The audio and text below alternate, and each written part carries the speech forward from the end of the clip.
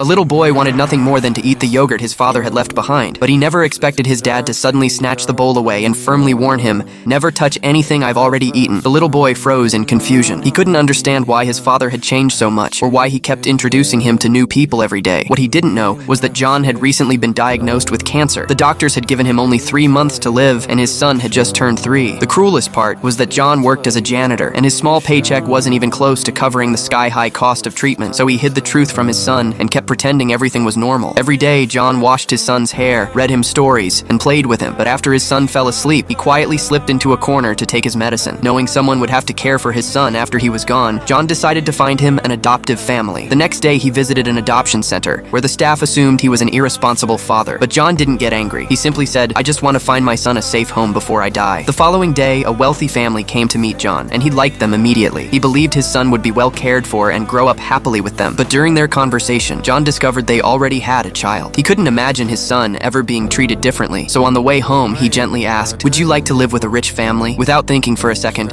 the little boy said no, because no one could ever take his father's place. Hearing that answer broke John even more. Even after returning home, he acted as if nothing had happened. He spent time with his son, took him to the park, bought him ice cream, and tried to fulfill every little wish. But whenever he saw other parents watching their children grow up, John's heart filled with guilt because he didn't know how to tell his son he would die very soon. One day while working, John suddenly felt a sharp pain in his chest and realized he didn't have much time left. Fortunately, he finally found the right family, a single mother. She wasn't rich, but the love and warmth in her eyes for his son were impossible to miss. After returning home, John gave his son one last bath and took out a brand new pair of pajamas. But the little boy, who had always been obedient, suddenly became stubborn. No matter how many times his father tried to convince him, he refused to wear them. It was almost as if he sensed something, as if he somehow knew that the moment he wore those clothes, his father would leave him, as if he understood they were his father's final gift. Frustrated, he threw every gift across the room. He even threw away his favorite toy. Watching this, John quietly smiled, because it comforted him to know his son was beginning to learn how to face the pain of saying goodbye. A little later, father and son were together again. The night before his son moved in with his new family, John prepared a time capsule. He wrote 15 letters for his son's next 15 birthdays. Inside, he placed their photos together and a birthday candle he intentionally lit before sealing inside the box. It was a piece of his existence, the final gift of love from a dying father to his son. His only hope was that when his son opened it one day, he wouldn't feel sadness or grief, only love, warmth, and hope. The next day, John asked his son to ring the doorbell of his new home. His new mother opened the door and welcomed him,